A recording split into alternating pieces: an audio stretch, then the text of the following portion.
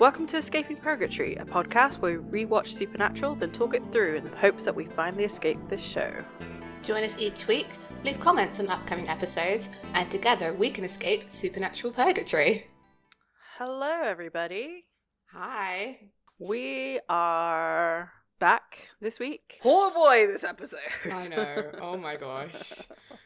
I was making a point to Amy before we started recording, and you know what's happened? I've completely forgotten it. No. I have completely forgotten it. It was about this episode, obviously. Like, there's a whole bunch of firsts in this episode. Like, we got people's names. It will come back to me. If it doesn't, it wasn't that important. It's fine. Which I should have said it. Then it would have been recorded, and Amy could have put it in, and I wouldn't have been felt like a dingleberry. But there you go. So yeah, tell us about who wrote and directed all of this. Amy, take it away. Okay, so this writer, there's 3 writing credits on this episode.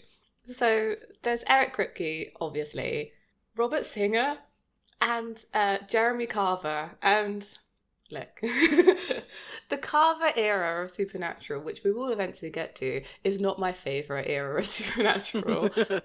But I would say this episode was good, and I did enjoy it, actually. This was directed by Charles Beeson, who we have seen before. I think the fact that there are so many writers on this possibly shows us how important this episode is, because it is a super important episode. As you were saying, there's a lot of firsts in this episode. There's a lot of stuff where I'm like, oh my god, I can finally talk about this. Oh my god.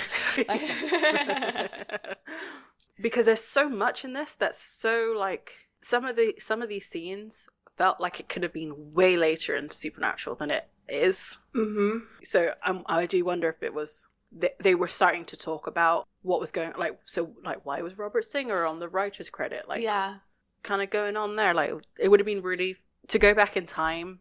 I would have been 17 at this time, so I wasn't really aware of what was going on, but to be aware that, you know, something's happening in the writer world would be really interesting to watch. Oh yeah, I totally agree. And I think this lays such groundwork for season 4, this episode. Yes. It's really good. And it is interesting that those are the people that are credited as writers on this, and maybe some other people that you would maybe expect to be writing an episode like this aren't there. But I think I know who you kind of mean, because we've seen the kind of episodes that this has been a product of in the past. Exactly. We'll let you do the sleuthing on who we think. I feel like if they had done this episode now, it would be, some elements of this would be very different. Oh, yeah, I totally agree. There was some choices made in this episode, and you can tell it was written by 3 men. That's all I'm saying. Yes. You know, it started with the now title screen, and we see a nun in a church, and she's handing out books, and she's eventually startled by a priest who kind of hands her the final book that she needs to give out, and he offers to walk her out of the church. As they do so, there's a man in kind of the balcony. I'm sure that has a name. Everything in churches has names. Especially Catholic churches, because this is obviously what it is. Mm-hmm. It's like where the organ is too. There's like a big stained glass window behind this guy who appears, whose name is Andy, because the priest refers to him as such. And he kind of goes off and says, God is not with us anymore, like, he can't help us, and even if he can, he won't. And then he shoots himself, and, like, the nun screams. Interesting. The bit that I wrote down is, no, like, God in Supernatural, like, no, he won't help you. No, not at all. Not at all. He's not interested in you. Like, he's not interested in people at all. No. He's interested in persons, but that's it. Well, this is what I think. I mean, God is mentioned a lot in this episode, and it's really interesting to equate God with Chuck these days, like rewatching this now. And you're supposed to watch this and think like, oh, this guy is, you know, totally in despair about his faith, and like it's completely been challenged. But it's like, but for this universe, what he's saying is true. 100%. It's almost as if he met Chuck. Yeah, exactly. I mean, what would shake your faith more than meeting Chuck, to be honest? God, can you imagine? I could not. To find out your God is kind of pathetic. Yeah. Okay, Rob Benedict, is he's not unattractive, right? I have a soft spot in my heart for Me Rob too. Benedict. Me too. He's attractive, but like when you think of God, you would think of Chris Hemsworth. Come on, right? Your monster of a man. Like maybe if you're thinking Norse gods, like fine, I guess. It's the whole like Christian school huge giant guy with a beard, right? Yeah, that's true. And like, yeah, Chuck has a beard, but it's like he's just your average dude. He's a cool dude. Like he's just a little dude. But yeah, I mean, okay, this guy is obviously going through something, and we don't actually find out in this episode what happened to this guy. It's kind of the trigger for them visiting this town. I'm not getting a little ahead of myself, but we don't really find out what was going on. Maybe he found out. Well, so I think it's more because of what's happening in the town. It's more, I think, is a little bit of an extreme reaction to seeing your town turn to shit. I think that's what it is. I think that's what it is as well. But it was just weird because it's not really like addressed. It's like massively like weirdly like out of place. Anyway, okay. So we get the title card. We cut to like Bobby and Dean, and they're at Bobby's house. Bobby's running all these like kind of experiments on the coal. They're like a Bunsen burner. Why is there a Bunsen burner? Like, okay, fine. I love it. I was going to say, I think it's because he's probably trying to melt things down. Yeah, that's true. Like, he's got a little crucible. It kind of makes sense that what he's doing. I like it because it's kind of, just the aesthetic of it, because he's doing something manually with his hands. Like, it's quite mechanical. Like, he's trying to fix his gun. But having kind of the Bunsen burner out and all the books and everything, it looks almost like alchemy that he's also doing at the same time, which is true. I mean, they're trying to restore a magic gun. But I like the aesthetic of it because Bob is just such like a trucker dude, and then he's doing all this kind of magic and like fine work and stuff, and I kind of like that juxtaposition. Bobby really, I am surprised that Bobby survived as long as he did, because he is kind of the angel of humans, as in like he's just this wealth of knowledge and like power. I mean, he obviously has human flaws, which makes it so that he can't always be the best at everything, but he does seem he knows. I feel like he knows more than John ever did. Oh, absolutely. I 100% agree with that. I do. Yeah. So I do appreciate that he like I said, survived as long as he did, and he probably only survived because of fan intervention. I mean, most people on the show, but yeah. So we've got Dean here as well, and he's kind of helping him out. Sam comes up with the case and says that it's in Ohio, in a place called Lincoln, and Dean says, "There's got to be a demon or two in South Beach." Sorry, Hef. Maybe next time. It's funny, but it's also extremely sad for us because I think, again, talking about first in this episode, this is kind of the first time Dean mentions like going to the beach or like going somewhere nice for a change. Yeah. And this is brought up again and again of like him saying, why can't we go do this or why can't we go do that? And it's like, yep. You just can't, Dean. Sorry. Just can't. Question, if they ever did a beach episode, who would wear what? Oh. I have an idea. Tell me. Okay, so Cass would be in like one of those old men swimming suits, like 50s or not even the 20s thing. Yeah. Sam would probably be boring and be in like just trunks and a t-shirt, like whatever. Dean would be in trunks, and then Jack would be tricked into wearing a Speedo. Yeah, I love that. I always want to switch it up. I can see, I don't know why, I'm I don't know why you said that. This image came into my mind, but just Cass in like a caftan.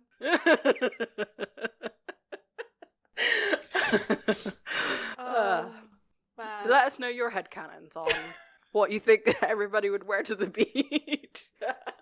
Yeah, please. I want to know. Yes. As soon as he said it, I was like, Cass in a singlet. I agree with you. Absolutely. I can see it. Yeah, absolutely. Anyway.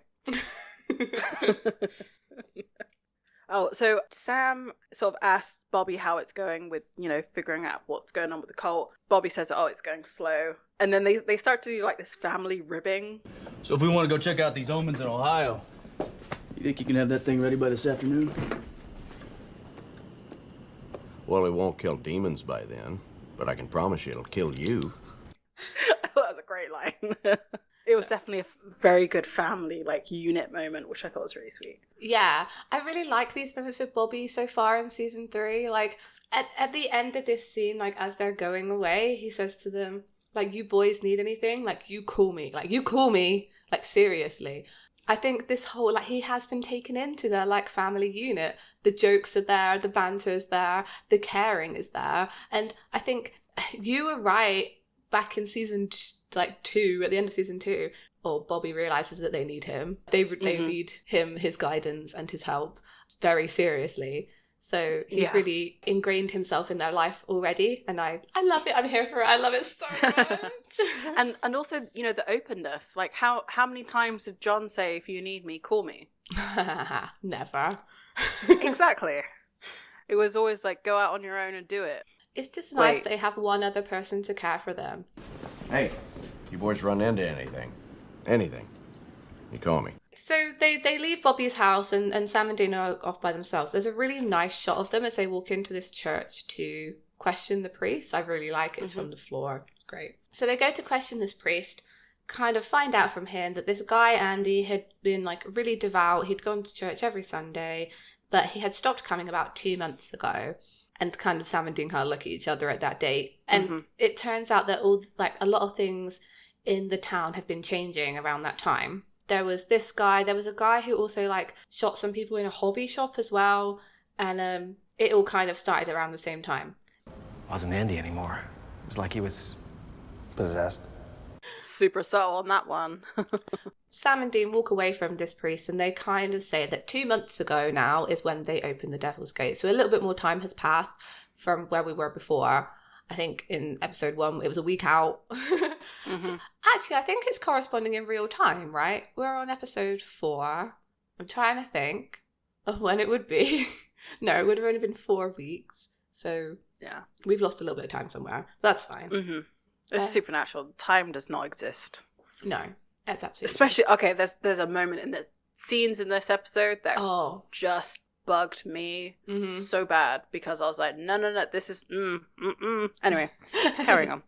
We cut to the hotel the motel that they're going to be staying in. There's a mirror there's a bunch of little mirrors on the ceiling. Yeah, and that's how it's shown as they're entering, which I think is really cool. Yeah, Dean chuckles at it. Of course he does. As Dean goes to close the door, he sees someone he recognizes. Richie. I don't believe it. Hey, Dean Winchester, right? Yeah. Yeah. To describe Richie, think stereotypical Long Island New Yorker. Gold chain, leisure suit, and a fedora bucket hat. I don't really know what it was. He even says it in this episode. He goes, "Forget about it." I'm like, oh, okay, all right. I do think it's interesting that Dean knows his name straight away. Richie's Dean Winchester. Right? He doesn't quite remember him. I wonder why that is. Has he met a lot of other hunters? I think Richie gets around. Yeah, I think so. Or there's a lot of what you would call big dogging in this episode. So Dean and Richie have this kind of one-upmanship thing. So I wonder if it's almost oh, I don't immediately remember who you are because I'm too important. Yeah, probably. And as they're sort of introducing themselves again, it's obvious that it's supposed to be a sex worker comes out of Richie's room and he says, "Oh, that's my sister." And then he gives her money and she walks off and they all stare at her ass. There's a lot of I said another adjective that I'm making up. A lot of dude broing going on here as well.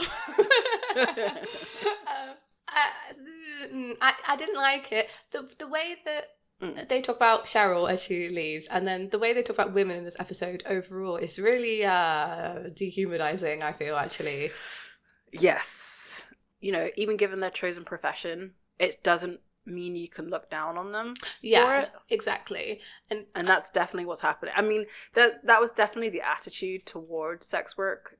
And it still is now, obviously. But, like, in the episode, they call them prostitutes and hookers. But, you know, we're not going to say that because that's not what they're called. So, you know, but that is the, you know, terminology of the time. And, like, so this is definitely one of the elements that would have changed had they done it now. Also, the way it's done would be different too. Yeah. But it was very much like women here in this episode were reduced to background. Yeah, I agree. Richie calls her then his stepsister, whatever. Dean invites him in, introduces him to Sam, and Sam's like, "Oh, how do you know each other?" He's very much like the audience in this. It's like, what's going on here? Dean's like, "Oh, you were in school, but we went to go hunt this succubus." Again, one-upping each other, like you said. I feel like this is one of the few times they refer to killing monsters as ganking. Yeah, we haven't heard ganking. I don't think we'd heard ganking before. Just a little, like, nerd moment. The only time I'd ever heard ganking is when we used to play World of Warcraft. Yeah, me too. Interesting. I wonder if... And actually... This is when we started playing World of Warcraft. Yes, it was. This is when World of Warcraft was big, so... Yeah, so I wonder if they did, like, steal some terminology. I mean, well, actually, no, it wouldn't even have been stealing, because if you think about it, like, how much of sort of gaming lexicon is in people's speech now? Like, there's so much of it. I mean, there's so many pop culture references in Supernatural, like, why not video games, you know? So it does make sense. It was just weird to hear it in, like, I want to say, like, the wild. Yeah, me too. Yeah. Because I definitely probably wouldn't have picked it up then. No. Like, had I been watching it at the time. But, like, obviously coming back and watching it, I was like, gank? I would love to listen to myself talk back then and see if I can, and it's just incomprehensible. Because if you think about how your younger self would listen to you speak now, you'd be like, what are you talking about? Why are you talking about vibes? Yes. Like, what are you? Like, from the 70s? Like... Yeah. Okay, bestie. Yeah. I would also like to do it the other way around, like you said, like, listen to myself talk from back then.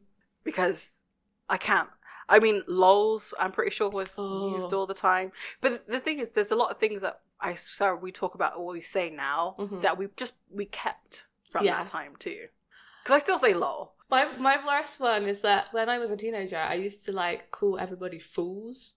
Like, oh, you absolute fool. Like, I would never say that now. Who says that? Nobody does.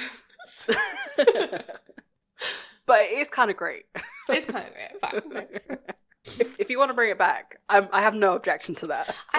This is how much I used to say that, is that one year for my birthday, my mum got me a t-shirt. There's a black t-shirt, red lettering across, like, the chest, just the word fool. And I wore that unironically. I was directing it at other people, but I was actually wearing a t-shirt. It just labelled me a fool. I think the S was missing. If the S was there, then it would be projecting on people rather than you being the fool. I wore it so much. Anyway, getting back to the episode. Richie gets a phone call and just answers the phone. I told you then, I'll tell you again. You're not cut out for this job. You're gonna get yourself killed. Talk to me. FYI, Winchester. Word's hurt. This is a really nice side of Dean. Like, he's acting with Richie completely different to how he acts with Sam. It's kind of jokey, banter, also, like, a little bit protective. But it's, I mean, you could say all those things about how he speaks to Sam, but it is different. It's a weird one. It's kind of more callous. Yeah, I think, like, I could see that, actually. It's more detached is what it is, because obviously, like, Sam's his brother. But, I mean, yeah, we're kind of getting a little insight into how maybe Dean deals with other hunters. And hunters his age. Yeah, because I think Richie's maybe a little bit older than Dean, but not by much. I do like in this whole scene that, you know, we're seeing them transition from being agents into hunters. Yes. So, like, just seeing them without the jacket and, like, rolling up the sleeves and buttoning and undoing the tie and stuff. Just, like, it's really mundane, but you never see it. And to see it, I was just like, yeah, of course they would change. Like, they're not comfortable in these kind of clothes. Of course they would. The first thing they would do is get into the room and change. They sort of wait for Richie's conversation to end to see if, he's gathered any more information. But Richie knows about as much as they do. Like, he knows that there's possessions going on in the town, but they can't prove it. He also says something really interesting here. So Dean, he says, why would a demon kill its vessel, essentially? And Richie's like, well, for fun, wreck one body, move on to another, like taking a stolen car for a joyride. I don't think demons are that reckless with their bodies. I think of Meg. She knew she was destroying that body, but like she never left it. She just kept it. Well, this is it. I mean, part of this episode is a little bit of a more of an in-depth look into demons, right? And I think there would be some demons who would do that for fun. Yeah. But I think there's some demons who wouldn't as well. And I think this is kind of what this episode explores, actually. The differences between them. Demons in the show aren't like monolithic. They are individuals. And we explored this before in episodes like Bloodlust, where, you see vampires aren't all the same. I think this is the equivalent episode for demons. I do. I think it's this one. Dean then asks, is there anybody else who fits the profile? Richie says there's Trotter. And as soon as he said Trotter, I was like, Only Fools and Horses! Yeah. Del Boy! Trotter and Del Boy! They would open a bar like that. God, I loved that show. I used to watch it with my parents like all the time. It's such an old show too, like with their little 3-wheeled car and all that kind of stuff. Oh, yeah. It was so good. For those who don't know, we're talking about Only Fools and Horses. And yeah, my dad has had many cars and many vehicles. I can't call them all cars. One of the ones that he did have was a blue Robin Reliant, and nice. On the back had like a wooden box to kind of turn it into a van. Like someone had built a wooden construct around it to give it more space. And I went in it once, and it was so low to the ground, You felt every single bump in that road. God, I completely forgot they were called Robin Reliance, and like they're really not reliant. They tipped all the time. The tricycle car, I love it. It's so cute. Go have a look at Only Fools and Horses. Some of the references probably will go over your head if you're not English. Yeah. But it's still a laugh. It's still so funny. I love it so much. The Batman and Robin episode is the best episode. Oh my God, yes. Yes. Like, that forever just be Batman and Robin. Like, you can't tell me that wasn't the 60s show. Yeah, so every time I was like, Trotter and Del Boy. So they roll up to this bar. It's just Sam and Dean in the Impala. They didn't bring Richie with them. There are just a lot of ladies just everywhere. Just full of ladies. All kind of very slim, tall women. There's zero diversity in this group of women at all. Nope. I think I spotted like one person of color, woman of color. It's so funny to me because they go into this bar and they do this close-up of all the things that must be really sinful that are going on in this bar, and it's people drinking and like some women talking to some men. It's so tame, and it really, I mean, as far as like what they can show on TV, that's pretty much it though, isn't it? They can't really show like anything more than that. Can you imagine them essentially rolling up into like a kink club? No, of course they can't. Yeah, exactly. I mean, you're right. Standards, I guess, TV standards mean that this very, very sinful town seems they're just sort of getting their own little slice of Las Vegas or whatever. But so I guess if you think about like the time of day that it's supposed to be, it looks like it's sort of midday, possibly. True. So everybody's getting that, like nobody's working, everybody's getting their drink on, and like not really productive to one's life. Yeah, that's true. Actually, there's some choices being made. What made me think is, okay, if they redid this episode now, what would the sinful acts be that are portrayed? My mind instantly went to like gluttony rather than lust, because this is very much lust. Yeah. And there's a bit of gluttony to you with like, the drink. I don't know. The way I thought they would maybe do it is like some form of social media thing, like people doing, trying to, I think of like, oh, I'm sounding so old, like thinking like TikTok and stuff, like, people just sort of self-absorbed and like not sort of looking at anything that's going on around them, not caring about the other people around them and stuff. I wonder if they would make some kind of comment on that. There's nothing wrong with that, but I wondered how TV likes to make comments on stuff, right? Yeah. Especially with these two, because they're not in that world, like, and they never do get into that world of being on the internet, essentially, it would seem very, like, you know, look up from your phone kind of thing. Yeah. Yeah, I mean, that's the only way I could have went with it. I don't know what else they would portray at this time. I don't know. I feel like although people aren't accepting of sex work these days, I feel like it's not acceptable to be punching down in the way that this episode does, because it's people's jobs. I just let them go on with it. Come on. I mean, this is very early 2000s mentality, I think, anyway. So, as they're kind of walking along, there's a nice little moment, I guess, where there's a lady like beckoning Dean into a car, and he kind of walks back, and Sam sort of physically pulls him away.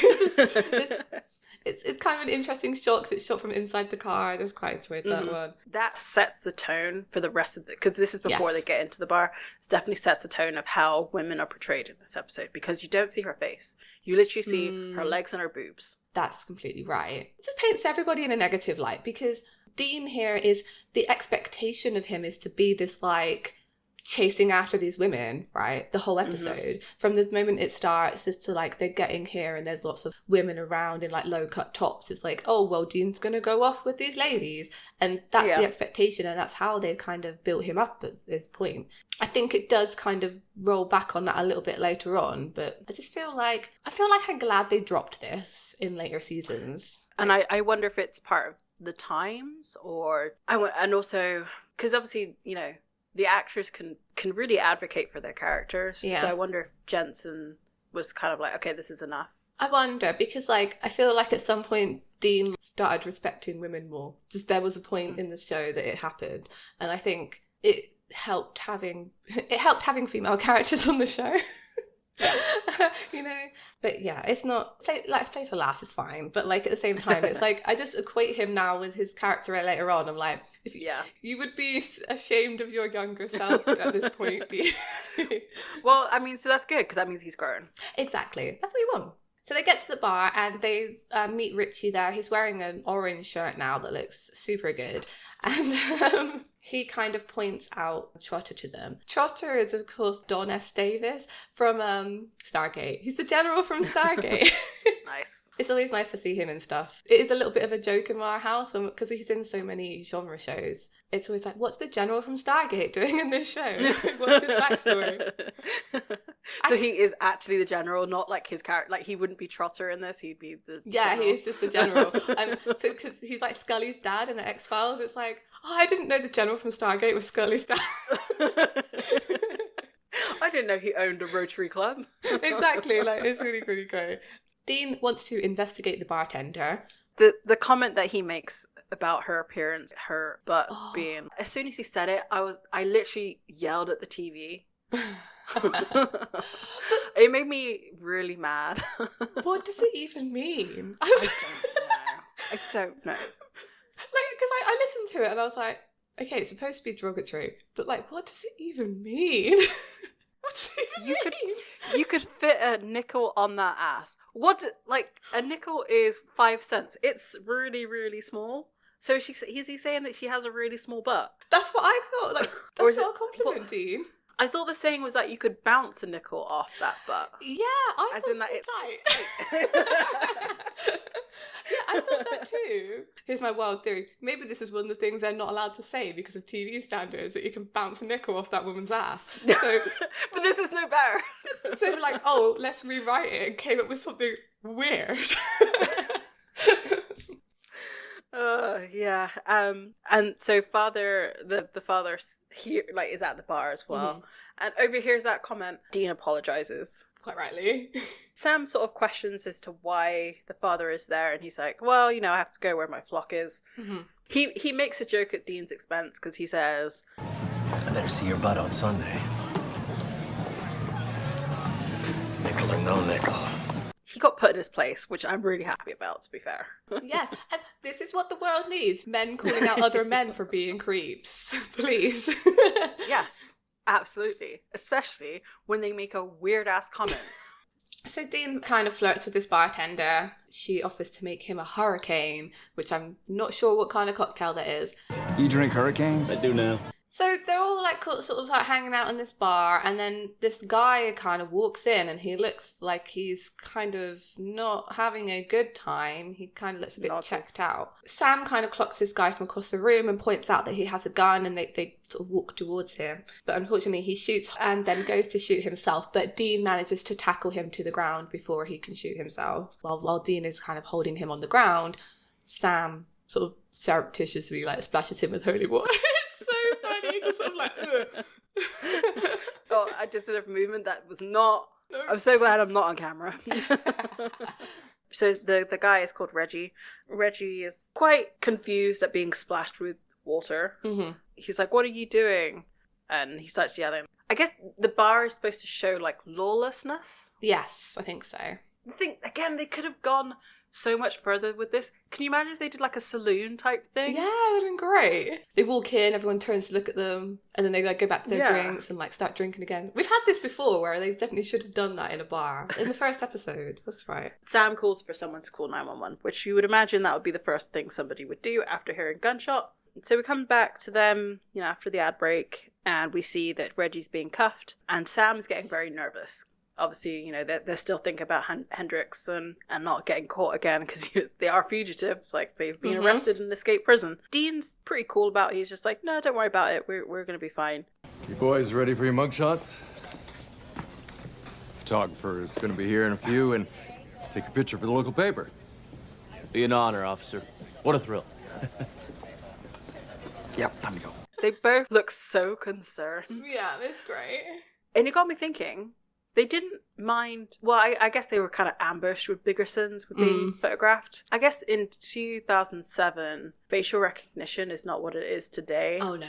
They're probably okay with like being on a very specific local website. This just made me think. Can you imagine Henriksen, right? He's like in his office. I imagine he smokes. I don't know why I think Henriksen smokes because he's a noir detective and he's like scrolling the internet and suddenly he comes across that picture from Biggersons. It's like, what? Why am I wasting so much time hunting these idiots? Well, I mean, if anything, we were talking about luck last week and how like it seemed like the rabbit's foot was setting up the bad luck. If anything, he would have found that picture because it was another avenue of bad luck. I kind of wish they had done that episode with Henriksen actually, rather than the other two hunters. I know it sets up stuff for later on, but it would have been really funny to see him be amazed by that. Weird luck. I think that could have been really funny with him, and then they sort of get away at the end. That could have been a real fun episode to swing it into the B plot. Seeing Dean's luck against Hendrickson, would have been hilarious. Because obviously with the hunters, they have a recognition of supernatural occurrences. Yeah. To have just a regular human being like, what the hell is going on? Yeah. Do superheroes exist? Maybe he is Batman.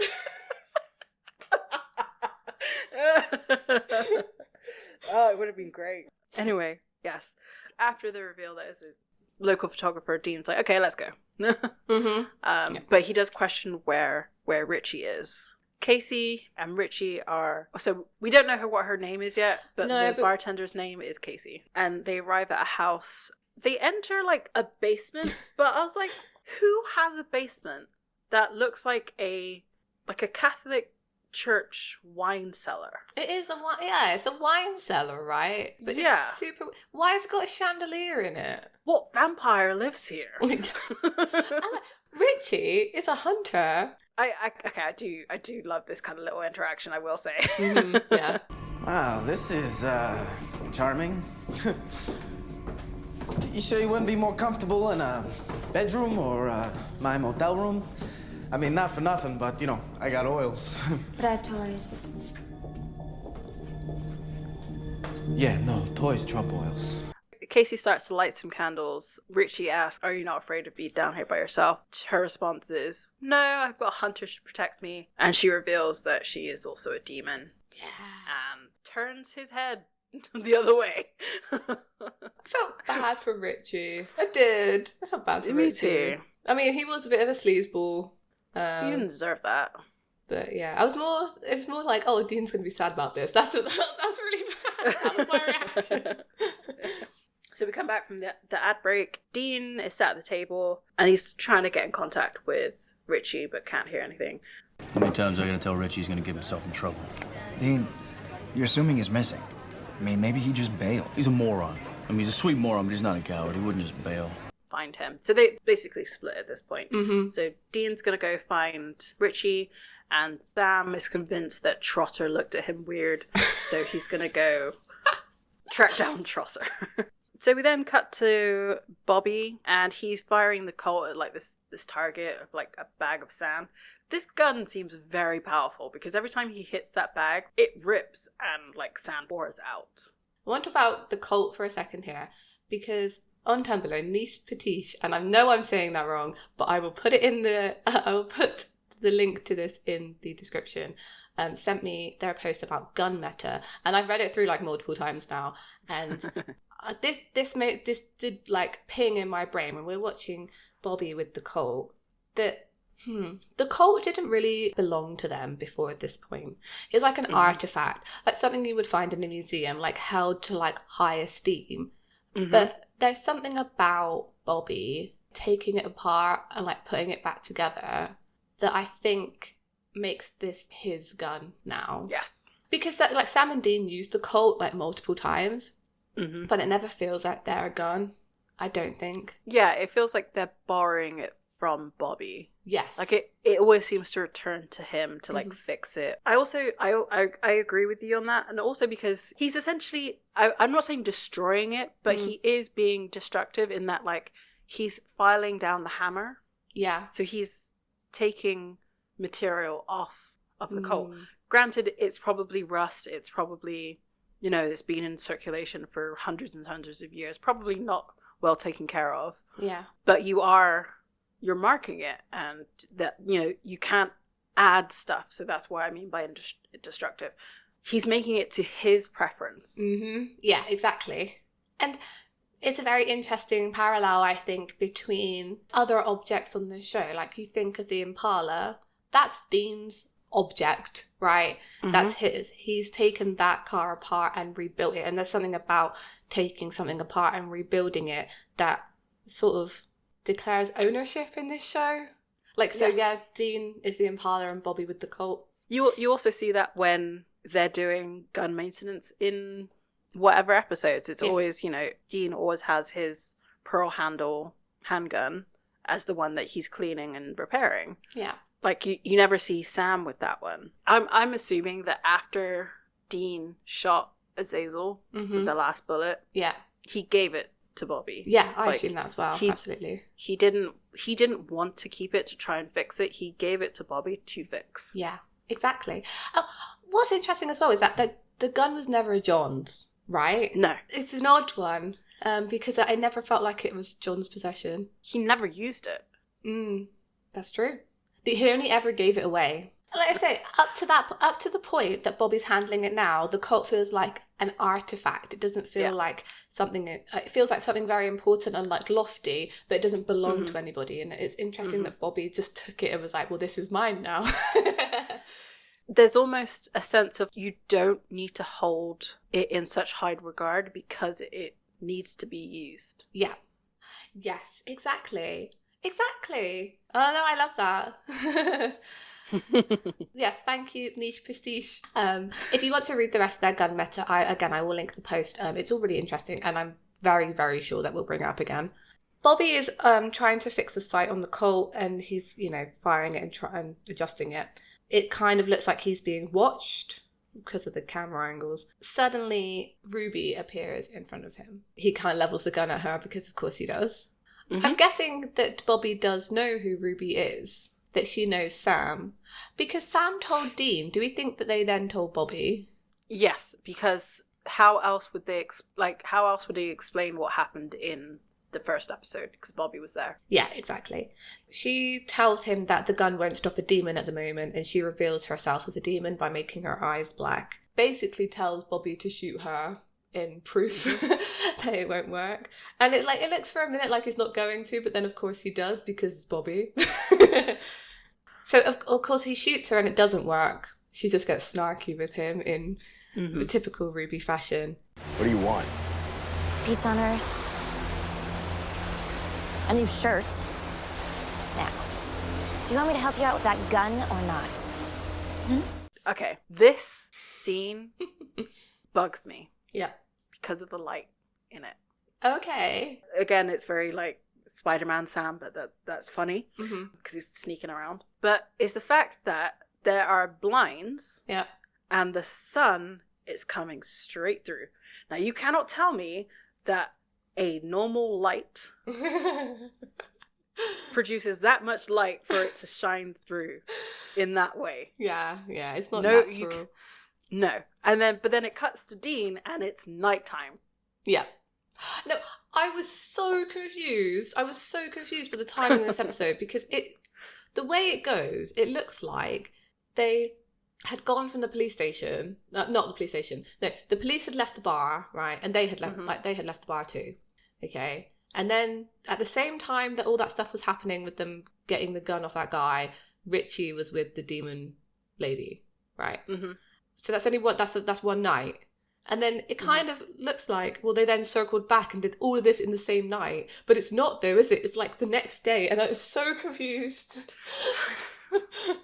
To me, it would have been lunchtime, right? That's when he had the burger, not dinner time. That makes sense. I was confused generally about timing in this episode because it seemed like it was all happening at night. And then they were eating. And then there was light in the blinds. And I don't know, Annabelle. I'm just confused. It was...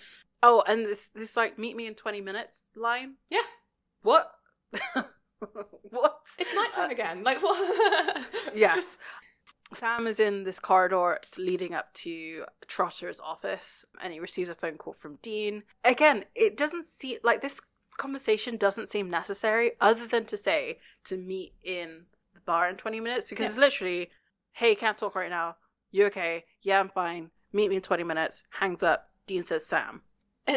I guess it was kind of funny because like Sam nearly got caught because his phone was ringing. It was kind of a dumb moment because they were literally just there. There's no way no one didn't hear that phone ringing. Like no, not a chance, not a sausage. Like honestly. So we don't really know where Dean's coming from, where Dean's going. Nothing. He's just there, and then suddenly he's now back in Trotter's bar.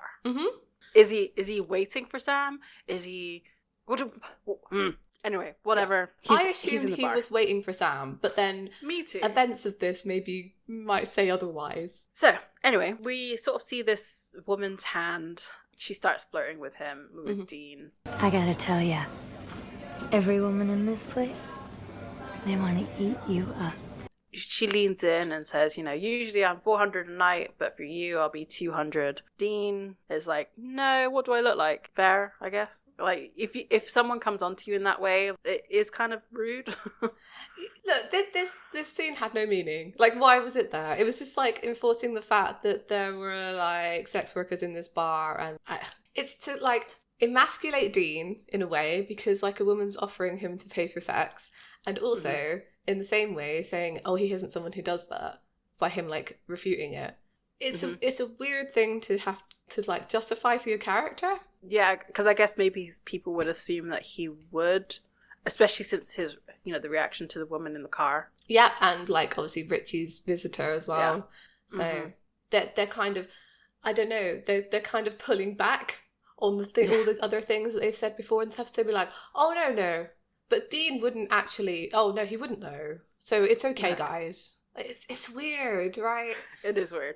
The bartender, Casey, overhears this exchange that Dean has with this lady, and he kind of talks with her a little bit, and into the conversation he drops a description of Richie and asks if she's seen him. Because obviously Richie had said to him earlier that he had a thing going with this lady. Dean would expect her to know who he was. But she says no, she doesn't know him. Dean kind of asks her out for a drink after her shift. She says like, haha, we can go now.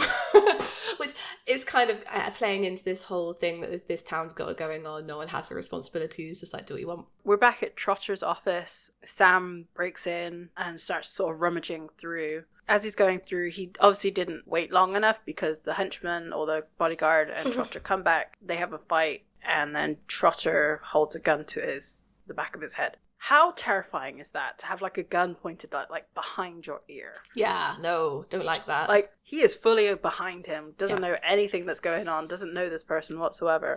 Thinks he might be a demon. Sam gets the gun from Trotter, and he's like, Trotter's like, well, you can take whatever you want, take the money, what have you. We'll call the police. And Sam's like, what? And he's like, well, let me check something. And he just throws the holy water at them, and like nothing happens. There's certain times in Supernatural, like especially these early seasons, where you can tell Sam is really young. Yeah. And this is definitely one of them, because he doesn't know how to get out of this. It's like he's never come across, like never thought of the possibility that he was wrong and that they weren't demons. It never even crossed his mind. What kind of psycho are you? Oh, God. I'm sorry. I think this was just a minor misunderstanding. Yeah, okay, how about I just leave, because I'll take these. Okay, I'll leave this for, you, have a nice day. And then as he turns around, like the face he pulls is the kind of face that you make when like you say "you too" to somebody who's just said like enjoy the movie, or, like, in a way that doesn't make sense. It's just like you just want to face palm. It's just like, oh gosh, it's so awkward. I love him so much. This is my favorite side of Sam. It's like awkward social interaction Sam. It's like, oh no, I've walked into something here. I don't know what to do. Like, and he's on his own. Exactly. Like, he's been raised by this like weirdly charismatic guy who like seems to be able to talk his way out of anything. I mean, Dean can pretty much talk his way out of anything. Yeah, it seems sometimes. And so Sam just lets him do that talking when they get caught in these situations. So when Dean's not there, he's like, oh crap, what do I do? Sometimes Sam can do it, but usually it's with Dean there, because Dean's probably put his foot in his mouth. And he can like draw it back to reality a little, or like draw it back to like plausibility. Whereas here, like when he's made the mistake, he's like, I've got no backup, help, please.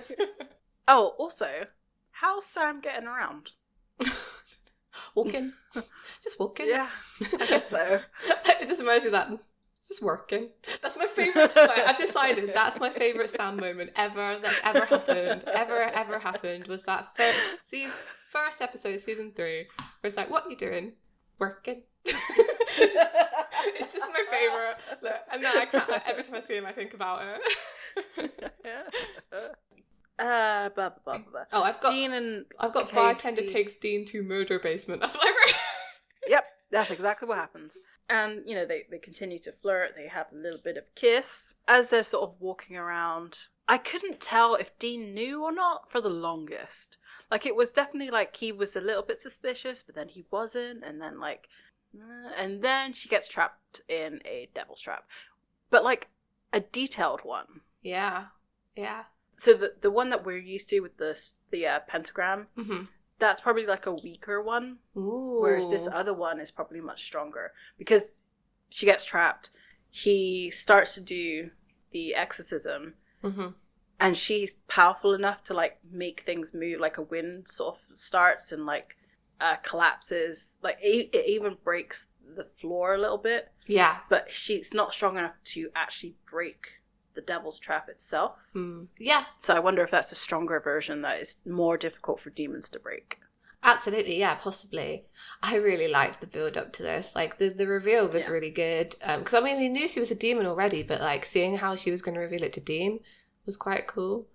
I wonder when he knew that she was a demon, or at least had his suspicions. I mean, he does kind of say that, you know, he had come back to. I mean, this is later on, but he had come back to check on like where Richie's phone was, because he managed to track the GPS. So he must have known before he went back into the bar and started flirting with her that she was a demon. When you watch this scene, Dean is stood there with his like hands in his pockets, so chill. Oh, the competence. Oh, I love me some competence.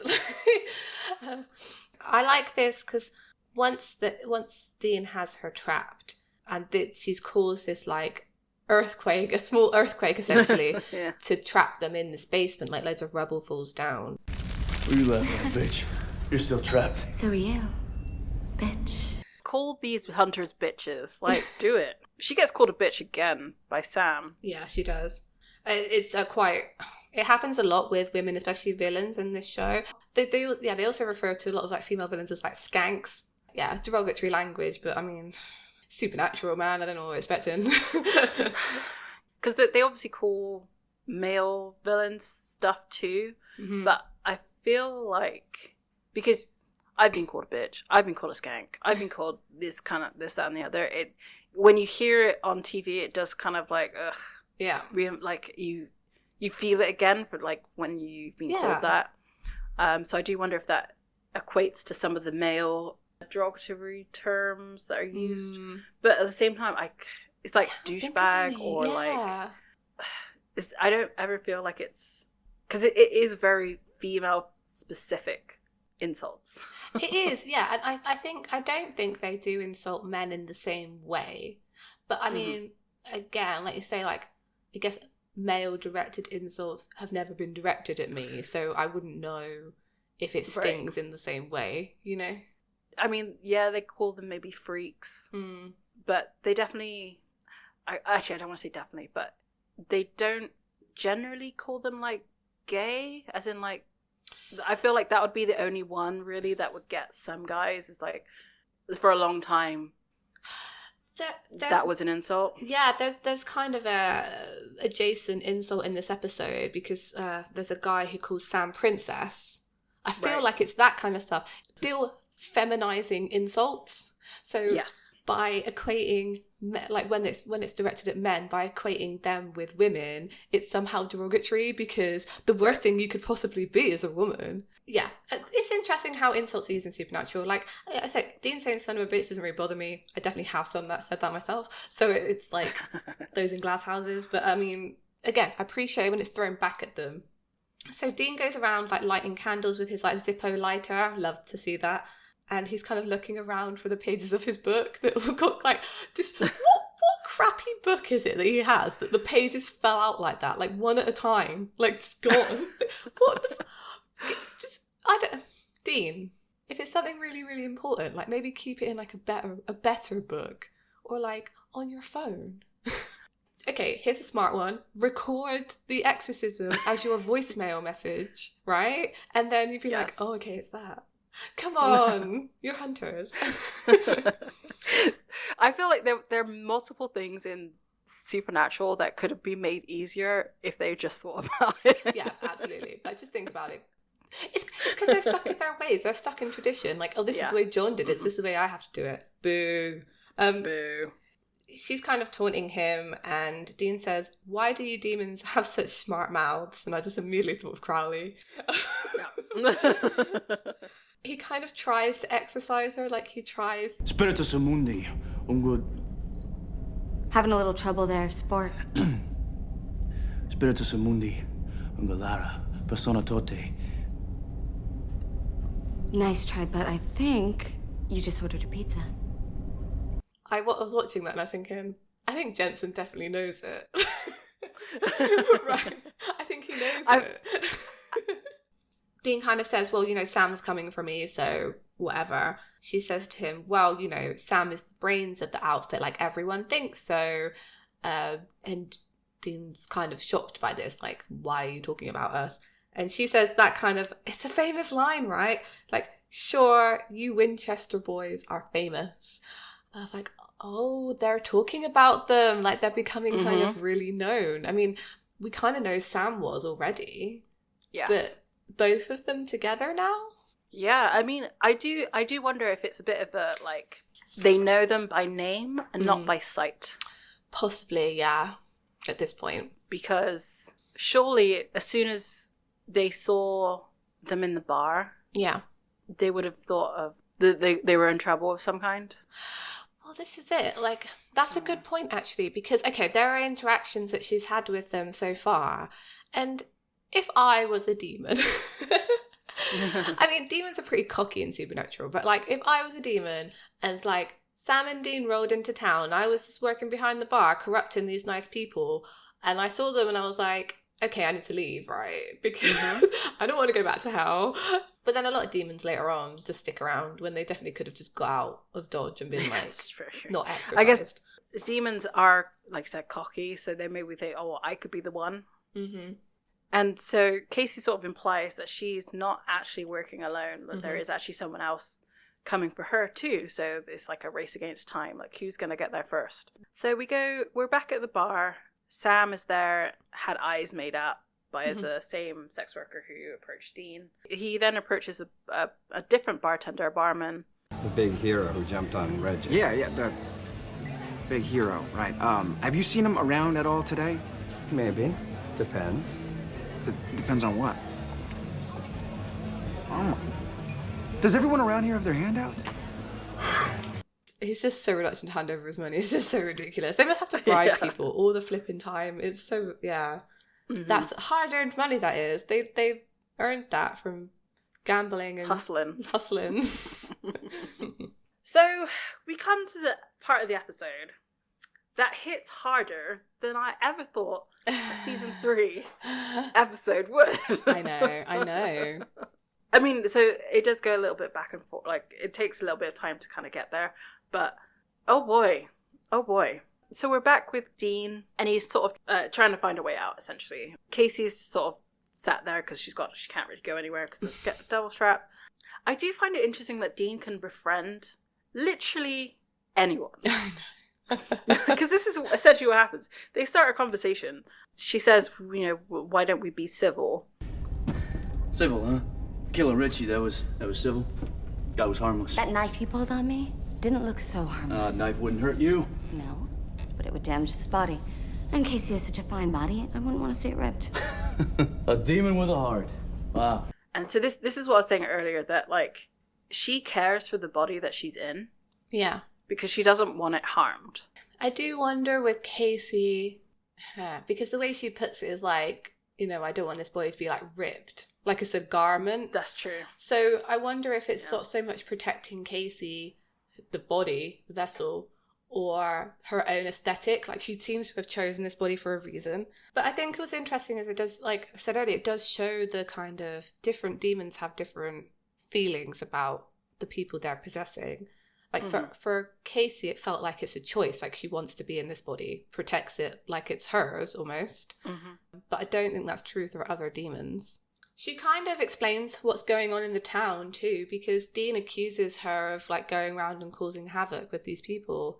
But she says that really all that she did was go to lunch with Trotter and explain to him how he could make money from opening this bar and doing all this, I guess, illegal stuff.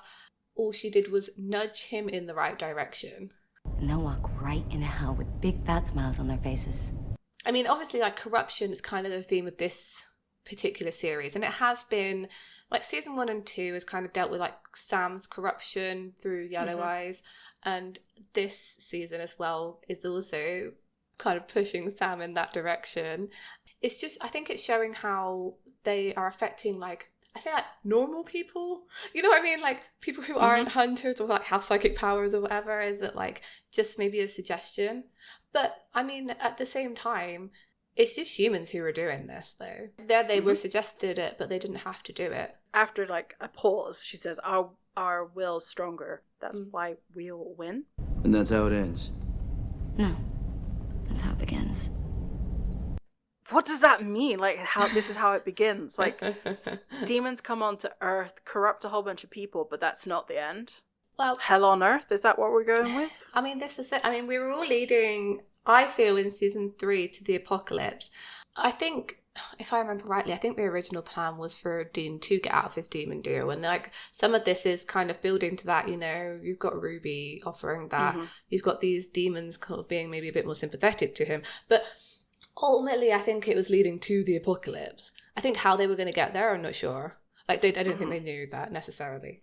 I don't know what the demons' plans were after the apocalypse when they thought they were going to win either, but fine, I guess. This whole conversation that Dean has with Casey is, it honestly, I'm like, I'm flip-flopping on this and I need to find out the information, but it just lays the foundation for too much. It's just too much in season 4 and season 5 for it to be by accident.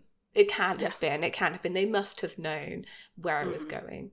So, I mean, maybe they were planning to cut this season short and were like, okay, this is how we're going to do it. But, I mean, episode 4, is really that when they were were planning this? I don't know, Annabelle, I don't know. I mean, so they obviously knew the direction, right, up until season 5.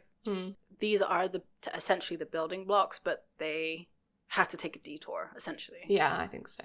We see Sam, and he's arrived at the house where Dean and Casey are in the basement, and he knocks on the door and kind of shouts for Dean. He sees a picture of Casey, and it's her with another person. It also has like a crucifix hanging over it, suggesting that Casey was maybe religious before she got possessed also. And he also finds sulfur, so he knows it's a demon possession. So that's his little investigation. So Sam's on the case. He's coming to get Dean eventually. So we go back to Dean and Casey, and he is asking what we were essentially just saying, like, so when the demons take over, I always thought that the meek would inherit the earth. Casey says, the Bible's only a book, Dean. He says not everyone agrees. And she asks him, do you believe in God? Because I would be surprised if you did. Which, fair. Casey, I can see that. Dean's response. I don't know. I'd like to. I understand it from Dean's point of view because we've said many times he's a pessimist. You know, he doesn't believe in a higher power. He doesn't believe in good. But I mean, that's a hard way to live, right? That's a tough outlook on life. So I sometimes feel the same way. Like I sometimes wish I had some kind of faith in some higher power because like it takes a lot of responsibility from you, actually. It does. Yeah. And Dean has a lot of responsibility. God. Yeah, I mean, he does not get a break. In 15 years, he does not get a break. Not one. And then it doesn't get any better by meeting God. God makes it worse. It does. He would like to believe in God to help him get through all of this. Yeah.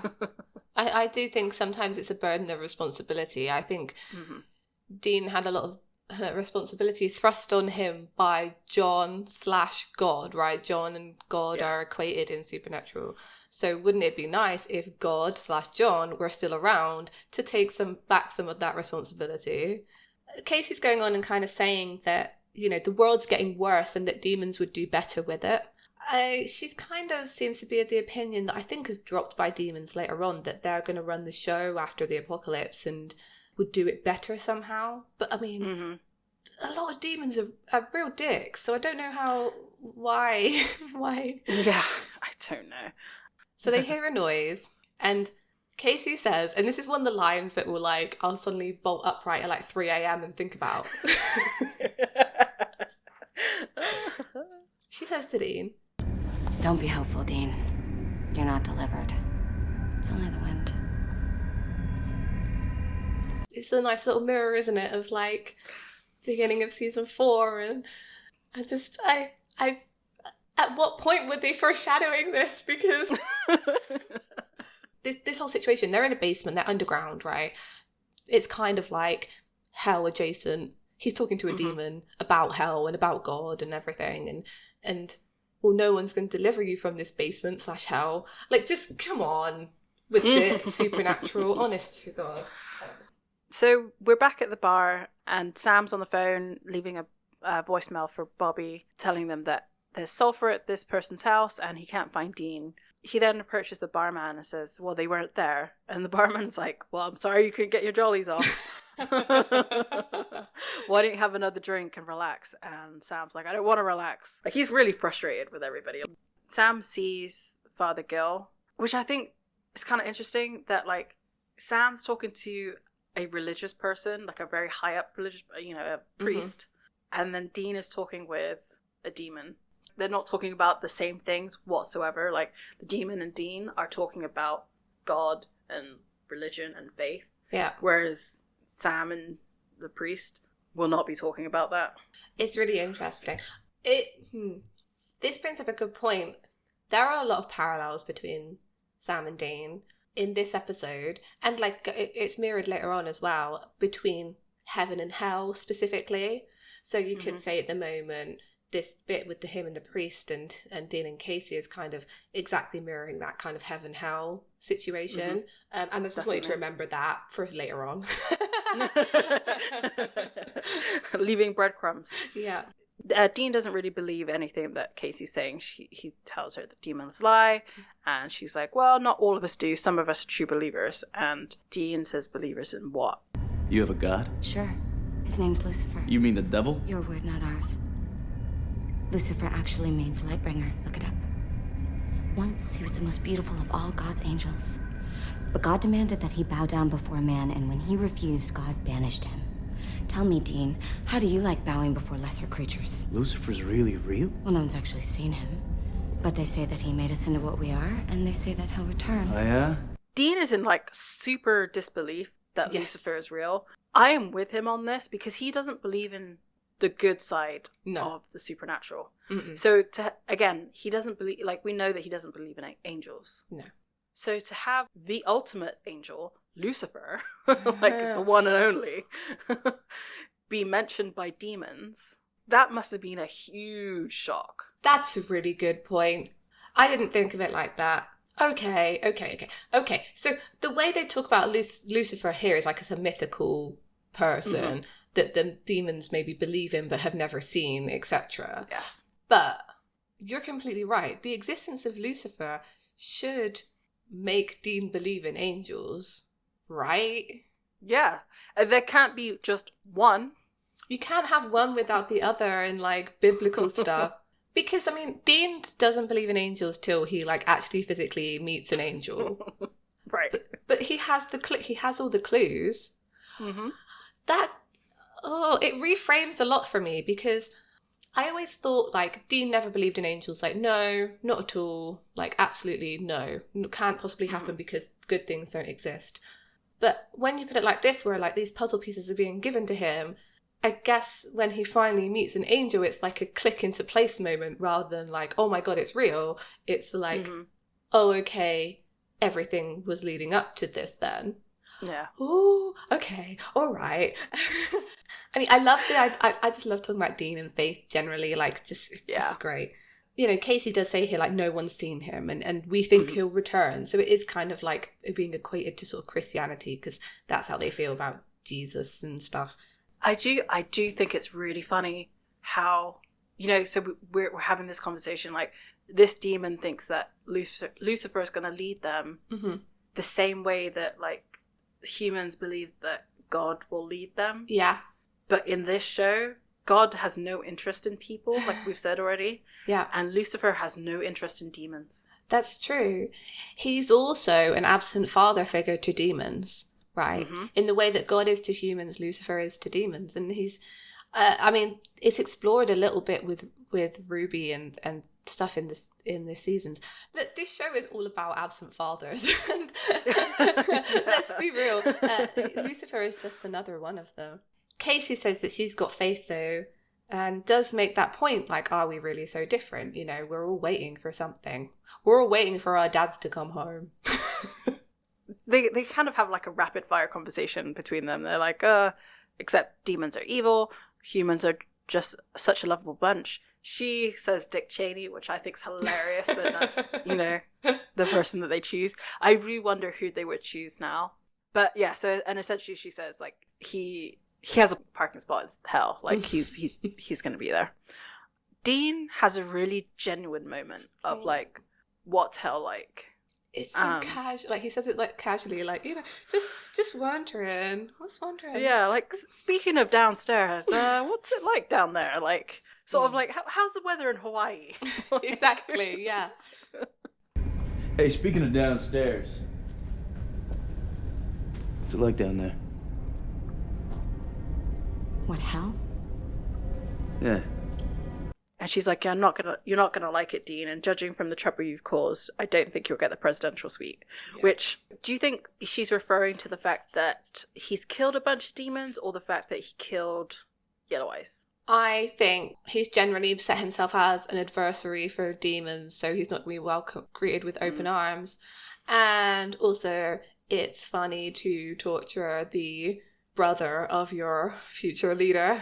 And she also says it's a pit of despair. Why do you think we want to come here? I feel like they, in terms of like how shows view hell, Supernatural has definitely made it out to be the worst version of anybody's place of being. Yeah. Because demons don't want to be there. No.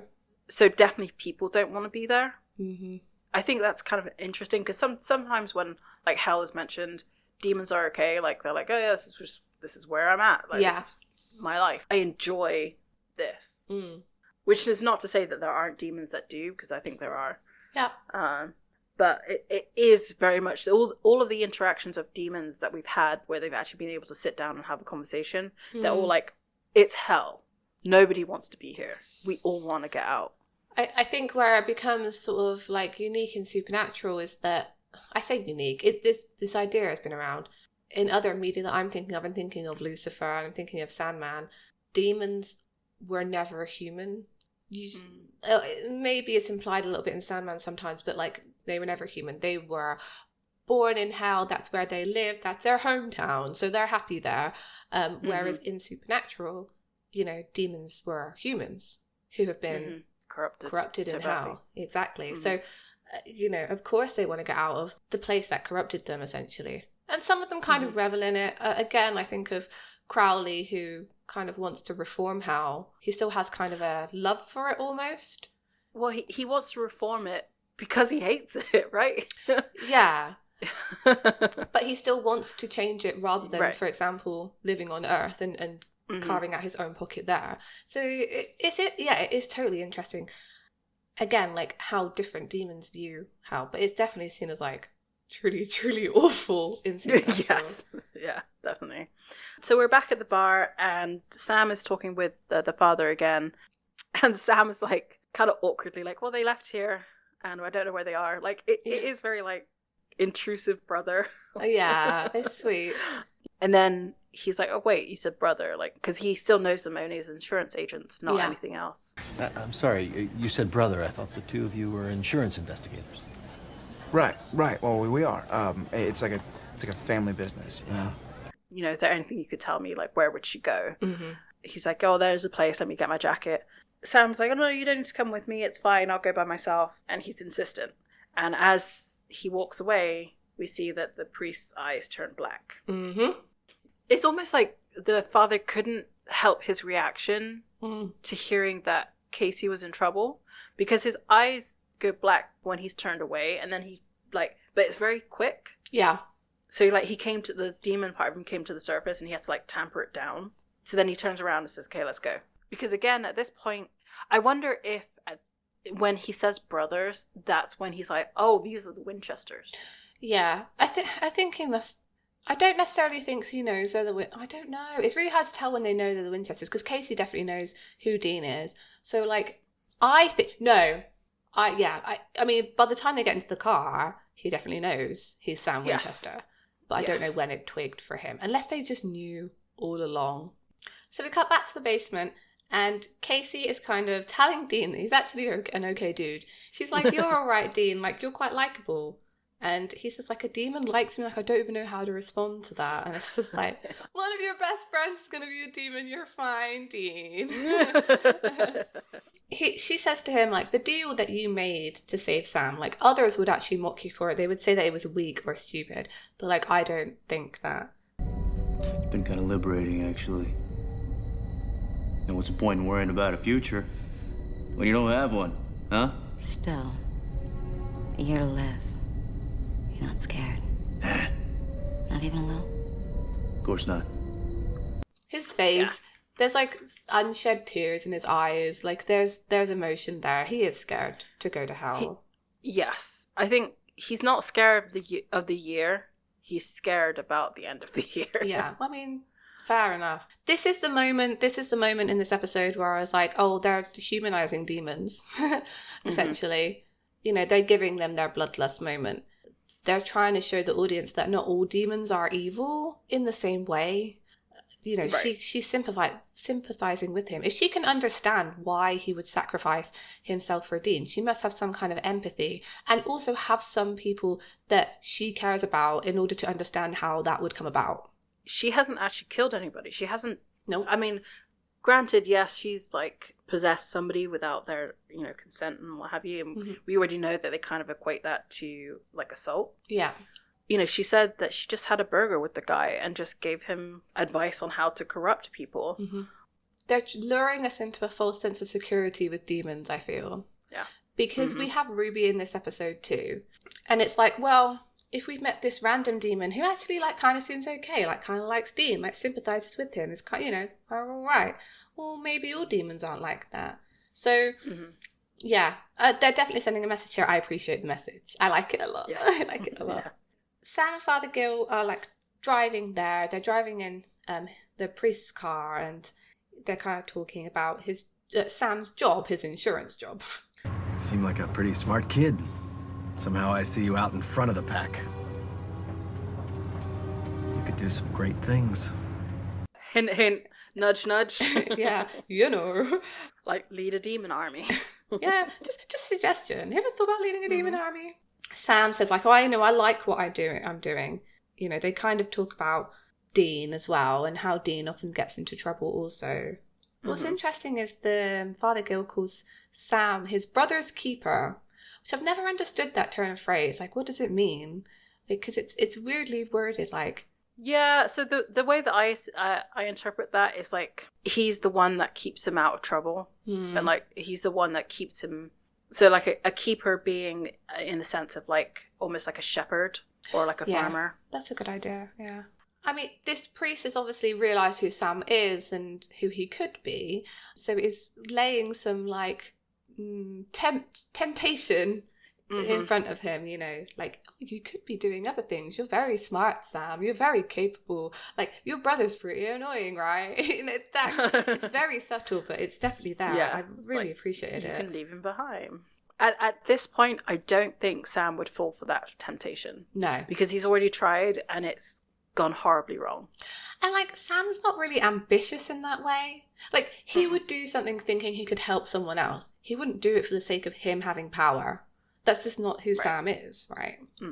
So we get back to the basement and Casey is laid out, just being all seductive like. I will say I appreciate the fact that she has armpit hair stubble.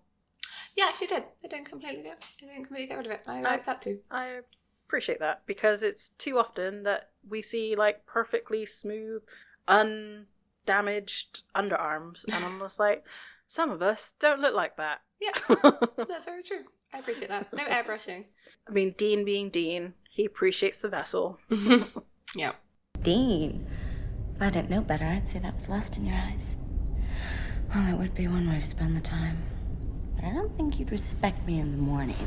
That's okay. I mean, hey, I barely respect you now. And then he sort of turns a little bit serious and asks if he can ask a question. He asks about essentially the plan. Yeah.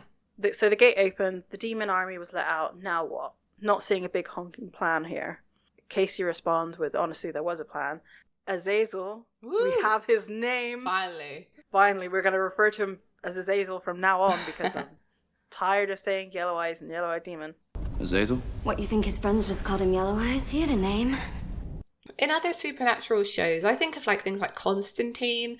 Names hold power. Like, that's quite a common trope. But it's not really true in Supernatural. Like, if you know someone's name, it's not necessarily a big deal. And even, I can't remember what show it was, but maybe it was an anime, maybe it was something else, but like, the only way you could banish a demon was by knowing the demon's name. Yeah, I think it comes from like fairy stuff. Like, think like Rumpelstiltskin, that kind of thing. Names hold power, you can banish people with their names, etc. But like, yeah, I'm surprised Supernatural never fell into that trope, because it would have been like a really big, like, that they could have had that in seasons 1 and 2, like, well, we need to find out the Yellow-Eyed Demon's true name in order to finally, you know, help us defeat him. So this would have been a bigger reveal if they finally find out it was Azazel. You know, she says that in the chain of command, if Azazel got ganked, Sam was the one in line, you know, to lead the demon army. She said, but now all you have is chaos, of, you know, many fronts of this war, like lots of demons vying for power. And for what it was worth, Casey would have followed Sam, which suggests there are other demons out there as well that are also kind of fanatics like her who would follow Sam as the true leader of the demon army. So do you think in all of this, like, chaos, this is where Crowley is, like, starting to form his army? Absolutely. I fully believe Crowley crawled himself out of hell and he was bottom of the rung crossroads demon. Absolutely. Everyone would look down on Crowley, and then he got his chance at being on Earth and was like, right. Time to get stuff done. Exactly. I fully believe that because he has the air about him, I think, of someone who's been kicked when he's down often. So I fully believe he was like, right, that's it. I'm getting my revenge. I'm going to be the king. So Sam and Father Gill, they arrive at the house. They split and they start yelling out for it. It cuts back to the basement and Casey says, looks like you win. It's just a lot of back and forth of like, Dean tells him the situation, like the basement's caved in. You need to like help us out. Sam says, we're coming. And it says, who's we? He says, I'm with the father. He looks over at Casey and Casey gives like kind of a look. And Dean warns Sam that about the priest. Not like explicitly, just more like watch out. Yeah. And it's like, Sam knows instantly what that means because he draws his gun. Not that it really do anything, but anyway. He turns around and there's the father. Yeah. And he's all demoned out. As the father goes to attack Sam, like a statue explodes next to his head. Yeah. Because Bobby's there and he's just fired the Colt, but he's missed. Guess didn't get that sight quite right. Yeah, no, he did not. Father Gill throws him off the side. Looks pretty like painful. And Sam runs over to him. Bobby, you all right? How did you know where we go? I was like, it's quite shocking to see Bobby and Ruby together. Like, obviously, he took her up on that deal that to help him with the gun. Although we don't completely know that yet. It's clear that it's happened because they're here together. It is odd to see Bobby with the demon. It leads to her being trustworthy because if Bobby trusts her, she must be okay. Yeah. Or not trust her, but is willing to work with her. Additionally, it also says that Ruby can just find Sam whenever she wants. Because Sam asks Bobby, like, how did you find us, like, in this random house? And, like, it pans to Ruby, like, oh, Ruby knew. How the hell did Ruby know that's where they were? Unless she's in some way tracking Sam. She's planted a tracker on him somewhere. She's planted a tracker. Yeah.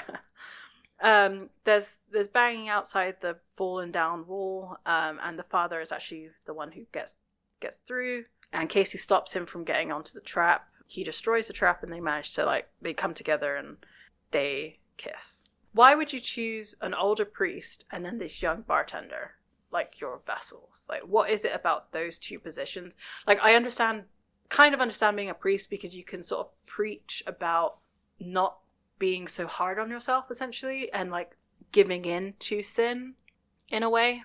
Because maybe that's why everybody stopped coming, because he was very much a relaxed priest and being like not God-fearing anymore. Possibly. But at the same time, it's just like, ugh. Can we not have this stereotype put out there all the time that that younger women want older men like that? I don't think that's it though.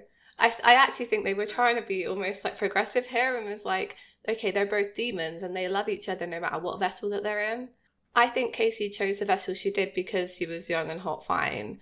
I don't necessarily think this other demon chose that vessel for the same reasons. Maybe they didn't care about that as much. Maybe. Because it's like, I really do think that they view vessels as almost like clothes. Yeah.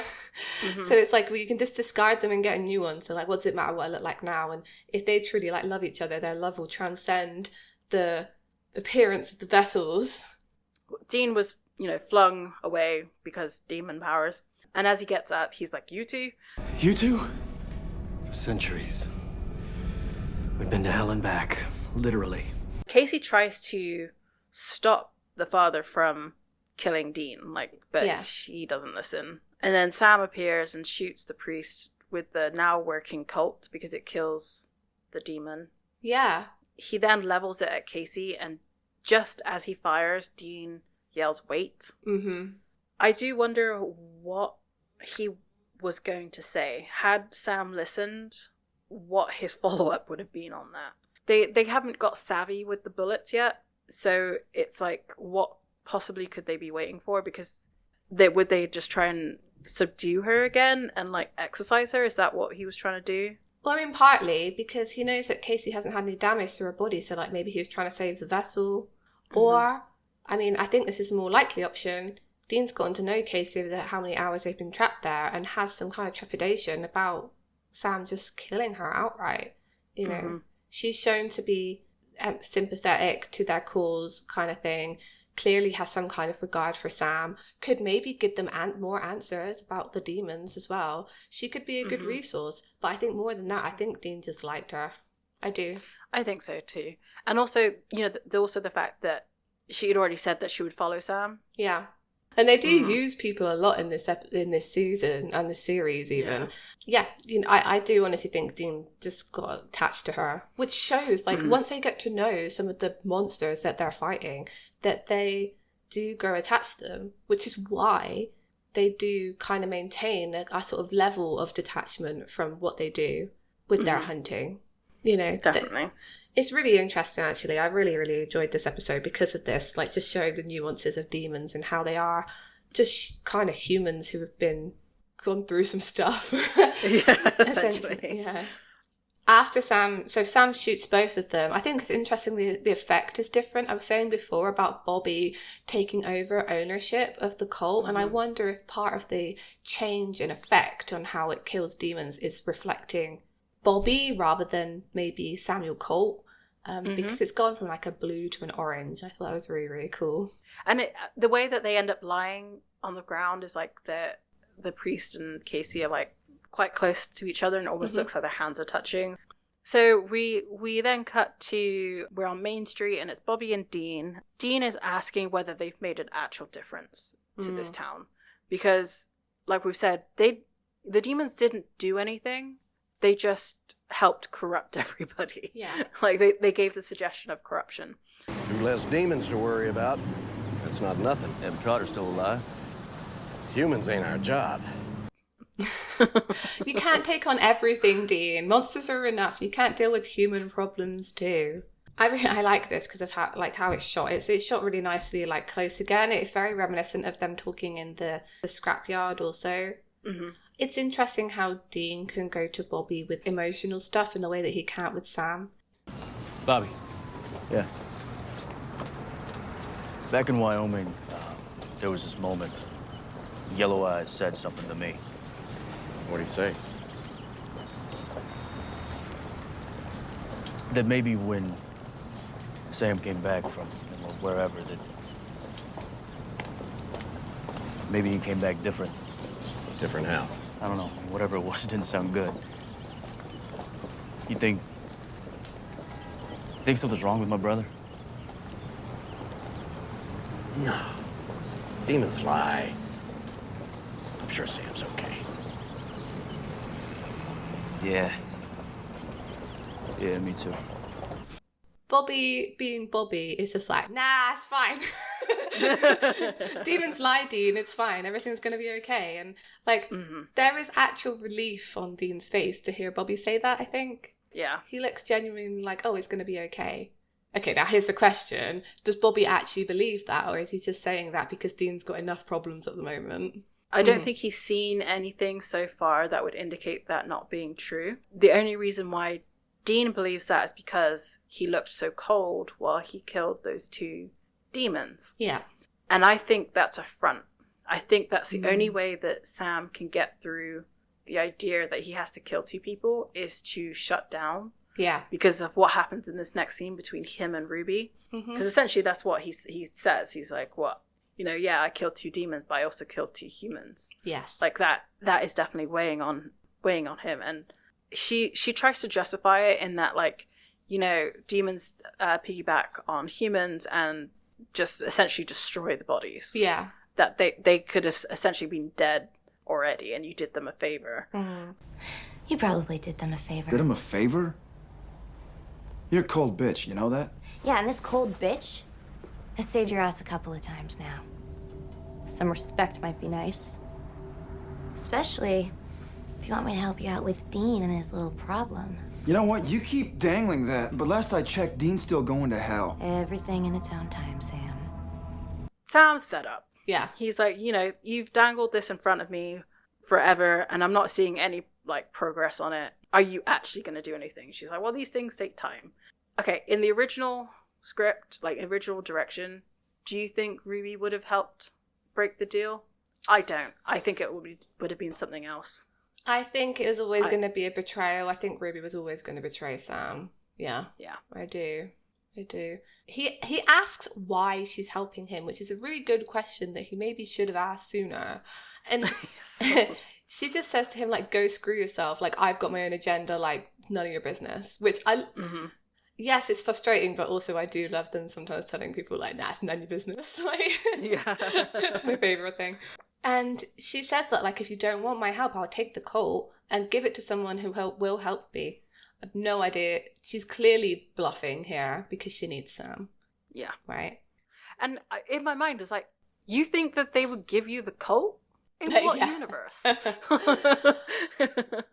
I mean, Ruby is pretty powerful. Like, demons are still pretty powerful at the moment. I feel like she could take it if she wanted to at this point, to be honest. I guess it's just the way she says it. It's like, then give me the gun. Yeah. It's like, It's all bravado. Ruby's all bravado and bluff, like poker face fully. I love her. Sam says, like, you know, maybe I should use the gun on you instead, just, you know, basically solve this problem. She said, go ahead if that makes you happy. That is such a good comeback. Like, I'm using that again. Like, if, you know, people are dicks sometimes and just, you know, go ahead if that makes you happy. If that's your joy, find your joy in that. It's just like, you know, that's not going to help Dean because what are you going to do if you don't have me? And he puts the gun down and she says to him, that's my boy. What relationship do they have, like, later on, honestly? She says, you know, the road they're taking is not going to be easy. Like, there's going to be a lot of things that Sam has to do that's not in his nature. And it's basically kind of setting him up for this. We know where this is going, this trail of temptation and corruption that she's going to, like, handhold him down. But it's really interesting how she's kind of, like, you can see her laying the groundwork, like, subtly. If I was Sam, I wouldn't have seen it coming either. Because she genuinely seems like she's there to help. She brought them Bobby and she brought them the colt in this episode to save them. A working colt. A working colt, I know. That's like a big thing.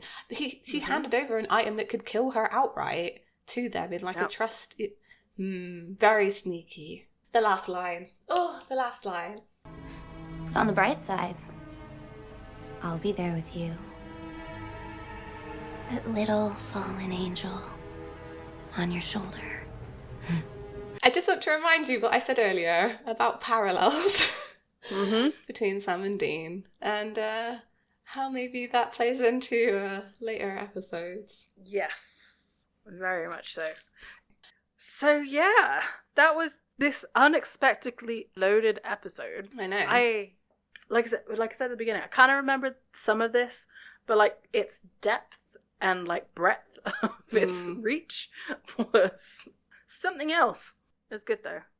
I really enjoyed it. I was saying to Annabelle before we started the podcast today, like the scene in the basement with Casey, I could have sworn to you that was like season 9. Like I could have sworn, I don't know where I got that from. Maybe the visuals of this happens later on and that I'm forgetting because it seems like it does happen again, this whole basement. Maybe they used that set for something. It's very reminiscent of Crowley being in the bunker. Yeah, it is, but I feel like there's another episode. Maybe I imagined it. Yeah, I really enjoyed it. I like there's so much foundational work here about where they're going and what's going to happen and, you know, talking about faith and God, and I'm here for it. I love it so much. And it's these kind of episodes that come back, like hit harder when you know where everything's going. Like when you're first watching it, you sort of take it in, not really realizing its impact, and then once you get to those points in the stories, you don't think about the groundwork that was put in this far back. So when you come back to watch it, you're like, oh. Yeah, like an excellent example is a conversation that the priest is having with Sam in the car about him doing great things, and it's like that just seems like a conversation that they're having about. It seems like it's a conversation about Dean, right?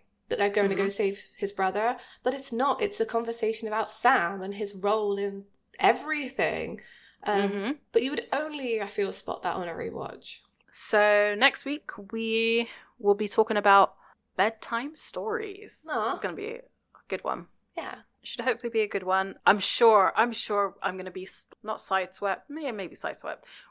There's going to be something in this episode that's like going to just jolt something in me, because this seems to be the way that all of season 3 has been so far. Yeah. Like, it doesn't seem like there's, like, it seems like it's going to be a fun episode, but lo and behold, actually something really important happens. Probably, yeah. So, of course, at the end of our episode, I'd like to thank the Pixel Agora who did our beautiful logo art. I have recently purchased a tote bag with our logo art on, which I will post a picture of when it arrives so you can see how wonderful it looks. If you would like to leave a comment or talk to us, you can find us on Tumblr, Twitter, Facebook, Instagram, YouTube, everywhere. We're Escaping Purgatory Podcast, so just come find us somewhere on the internet. As we went on our journey this week, we split. Someone fell down a hole, but then we came back together and helped each other out. We're going to try and continue and hopefully have some help along the way. And we'll see you next time. Bye. Bye.